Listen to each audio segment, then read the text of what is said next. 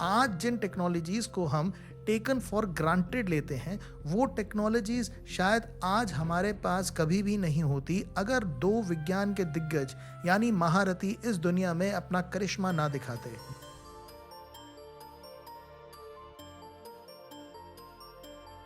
दो महान वैज्ञानिक जिनके पागलपन और कुछ कर दिखाने की चाहत ने हमें आज की दुनिया दी है।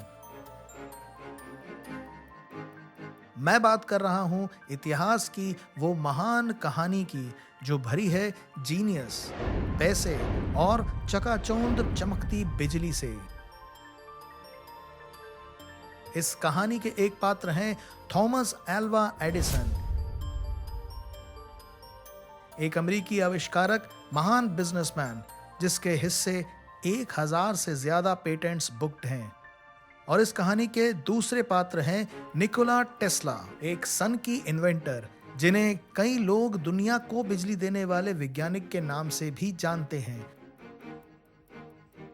आप इंटरनेट पर सर्च करें तो आप पाएंगे कि बहुत लोग इस बात में आपस में भिड़े रहते हैं कि इन दोनों में से सबसे बड़ा इन्वेंटर कौन है। कई लोगों के हिसाब से एडिसन ना होते तो शायद दुनिया तक बिजली की पहुंच इतनी आसान नहीं होती।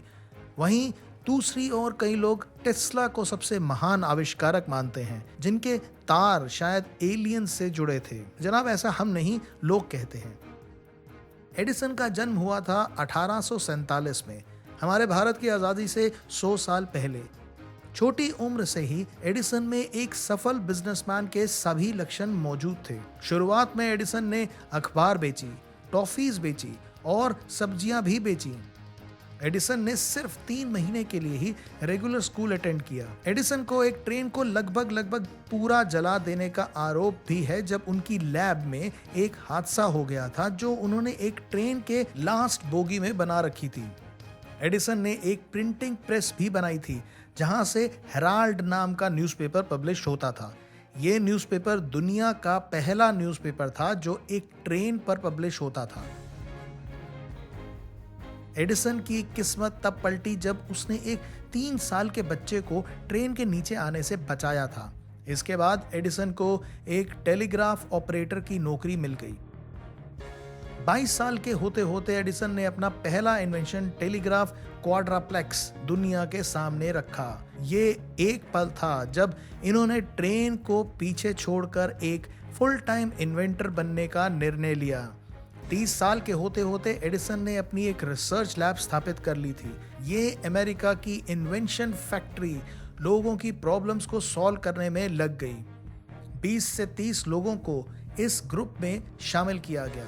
उन्होंने वो कर दिखाया जो शायद पहले किसी ने नहीं किया था, यानी लोगों की दिक्कतों को सॉल्व करने के लिए इन्वेंशंस करना और फिर उन इन्वेंशन से पैसा कमाना। एडिसन की कंपनी ने कई नई इन्वेंशंस करी, जैसे एक वाटरप्रूफ सीमेंट पेंट और एक सीमेंट प्रोसेसिंग इक्विपमेंट। सीमेंट से एडिसन इतने प्रभावित थे कि वो सीमेंट से पूरी दुनिया को बदल देना चाहते थे, जैसे सीमेंट के पियानो, सीमेंट के फर्नीचर और सीमेंट के रेफ्रिजरेटर्स। यहाँ तक कि उन्होंने एक एडिसन पोर्टलैंड सीमेंट कंपनी भी बनाई। इसके अलावा इस कंपनी ने फोनोग्राफ की भी इन्वेंशन की थी।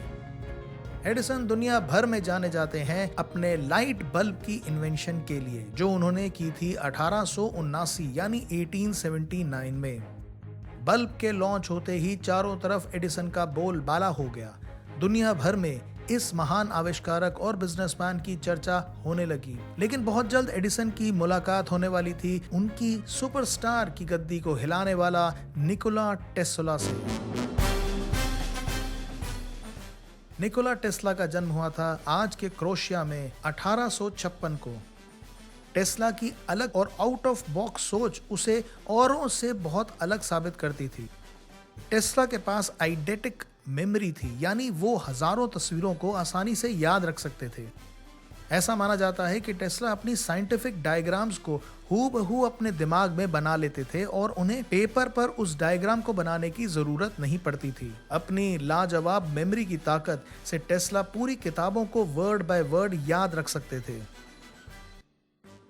टेस्ला दुनिया की 8 भाषाओं को बोल सकते थे। दिन में सिर्फ 2 से 3 घंटे ही नींद लेने वाले टेस्ला सारे टाइम अपनी इन्वेंशंस पर काम करते रहते थे। इसी अजीब सी आदत के कारण उनके कॉलेज के प्रोफेसर्स ने एक बार उनके पिता को एक चिट्ठी लिखी, जिसमें उन्होंने लिखा कि अगर टेस्ला ऐसे ही लगातार काम करता रहा तो वो ओवरवर्क से मर जाएगा। यही वो समय था लगभग जब टेस्ला को बिजली से चलने वाली मोटर बनाने की सूझी, जो ऑल्टरनेटिंग करंट पर दौड़ती थी। एसी जो टेस्ला के मुताबिक एडिसन के डीसी से काफी ज्यादा बेहतर था। टेस्ला की एसी मोटर की इन्वेंशन की कहानी भी बड़े मजेदार है। 5 साल तक टेस्ला ने अपने को एसी मोटर की खोज में इतना डुबो दिया था कि वो पागल हो गए थे। घर बार छोड़कर उन्होंने अपने सारे पैसे जुए में गवा दिए।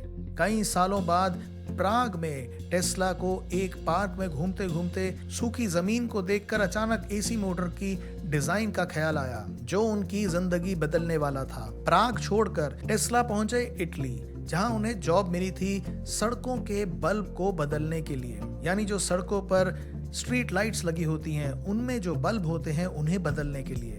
और वो काम करते थे जिस कंपनी के लिए, उसका नाम था कॉन्टिनेंटल एडिसन कंपनी। 1884 में टेस्ला पहुंचे यूनाइटेड स्टेट्स। उनके हाथ में कुछ भी नहीं था तो केवल 4 सेंट्स और पॉकेट में थी एक चिट्ठी एडिसन के नाम। चिट्ठी पर लिखा था, एडिसन जी, मैं इस दुनिया में केवल 2 महान आविष्कारकों को जानता हूँ, एक है आप और दूसरा ये लड़का। एडिसन ने खुली बाहों से टेस्ला का स्वागत किया। उस समय एडिसन एक बड़ी अजीब दिक्कत से गुजर रहे थे।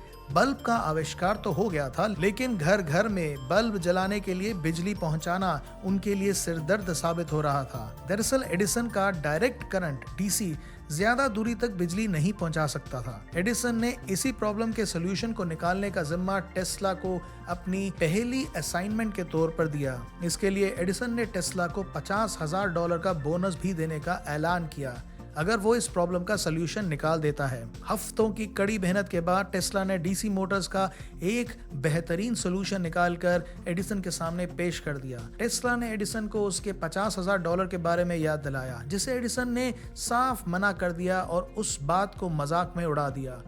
बस इसी दिन टेस्ला ने एडिसन की कंपनी छोड़ दी। एडिसन की डीसी इलेक्ट्रिक कंपनी पूरे यूएस में धूम मचा रही थी, लेकिन फिर भी उसमें एक खामी थी, और वो थी कि डीसी करंट सिर्फ 1 किलोमीटर तक ही ट्रांसमिट हो सकता था। उससे आगे के लिए एक नया पावर स्टेशन लगाना जरूरी था, जो इस बिजली मॉडल की एक बहुत बड़ी खामी थी।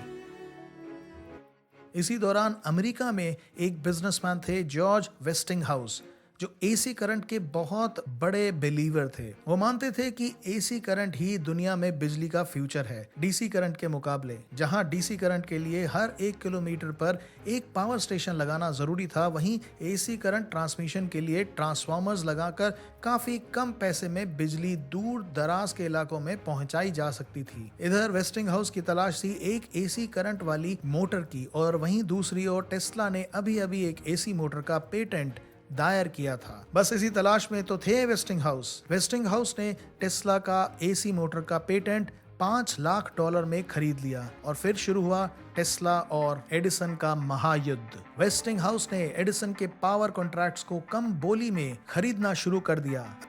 अपने हाथों से कॉन्ट्रैक्ट्स जाते देख एडिसन बौखला गया। उसने अपनी कंपनी की डीसी करंट को वेस्टिंगहाउस की एसी करंट से ज्यादा बेहतर सिद्ध करने की ठान ली। उसने एसी करंट से लोगों के सामने मासूम जानवरों को बिजली के झटके देकर मारना शुरू कर दिया। मकसद था एसी करंट को डीसी के मुकाबले ज्यादा खतरनाक साबित करना। एडिसन इलेक्ट्रिक कंपनी द्वारा एक बहुत बड़े पैमाने पर मीडिया कैंपेन चलाया गया, जिसमें यह दिखाया गया कि एसी करंट फांसी की सजा के लिए बिल्कुल सही है, ना कि घरों तक बिजली पहुंचाने के लिए। एडिसन कंपनी ने यूएस गवर्नमेंट को विलियम कैमलार नाम के कुख्यात खूनी के मौत की सजा देने के लिए एक टेस्ला मोटर द्वारा जनरेटेड एसी करंट को यूज कर सारी दुनिया में एसी करंट को बदनाम करने की मुहिम चला दी। इन सब घटनाओं के तहत जब एडिसन की कंपनी एसी और टेस्ला को बदनाम करने में लगी हुई थी, वहीं टेस्ला अपनी एसी मोटर को और बेहतर कर रहा था। 1893 में वर्ल्ड कोलंबियन एक्सपो में टेस्ला ने सारी दुनिया को हैरान कर दिया जब वहां उसने 1 लाख बल्ब को एक साथ एसी मोटर से रोशन कर दिया। वेस्टिंगहाउस कंपनी को नायगरा फॉल्स पर एक हाइड्रो इलेक्ट्रिक पावर प्लांट बनाने का मेजर कॉन्ट्रैक्ट मिला। 20वीं शताब्दी के होते होते टेस्ला अमेरिका में बिजली के शहंशाह बन गए थे, लेकिन पैसे के मामले में टेस्ला की हालत कुछ अच्छी नहीं थी। एडिसन के साथ इस महासंग्राम में वेस्टिंगहाउस और टेस्ला ने बाजी तो मार ली थी, लेकिन साथ ही साथ एडिसन से कम कीमत में कॉन्ट्रैक्ट्स जीतने की धुन में वेस्टिंगहाउस बैंक करप्ट हो गए थे। वेस्टिंगहाउस ने टेस्ला से उसकी इन्वेंशंस यूज करने की रॉयल्टी माफ करने की विनती करी, जिसे टेस्ला ने स्वीकार कर लिया। टेस्ला ने इसी बीच एक और इन्वेंशन टेस्ला कॉइल पर काम शुरू कर दिया। टेस्ला कॉइल का प्रिंसिपल आगे चलकर रेडियो वेव्स का बेस बना, लेकिन एडिसन की फंडिंग की मदद से मार्कोनी को रेडियो का पेटेंट सौंप दिया गया। टेस्ला इस सदमे के बाद नर्वस ब्रेकडाउन में चले गए और कई इमोशनल मेंटल प्रॉब्लम से घिर गए, जैसे कीटाणुओं से हद से ज्यादा नफरत। टेस्ला हमेशा अपने डिनर टेबल पर 18 नैपकिन्स ही चाहते थे, ना एक कम ना एक ज्यादा। टेस्ला की एक और अजीब सी आदत थी, और वो ये कि वो किसी भी बिल्डिंग में घुसने से पहले उस बिल्डिंग के 3 चक्कर लगाते थे। समय के साथ टेस्ला नंबर 3 के दीवाने हो गए। टेस्ला और एडिसन में दुश्मनी इतनी चरम सीमा तक पहुंच चुकी थी कि दोनों ने कभी भी नोबेल प्राइज ऑफर होने के बाद भी एक्सेप्ट नहीं किया था। कुछ लोगों का कहना है कि शायद एडिसन ने ये इसलिए भी किया था ताकि टेस्ला को नोबेल प्राइज का $2 लाख का पैसा ना मिल सके। 1943 में जब टेस्ला की मौत हुई तो टेस्ला के पास एक पैसा तक नहीं था। वो सबसे अलग और बिल्कुल अकेले थे। उधर एडिसन अमेरिका में बेहद लोकप्रिय थे। 84 साल की उम्र में जब एडिसन की मौत हुई थी तो न्यूयॉर्क टाइम्स में केवल एक व्यक्ति ने एडिसन के लिए नेगेटिव ओपिनियन दिया था,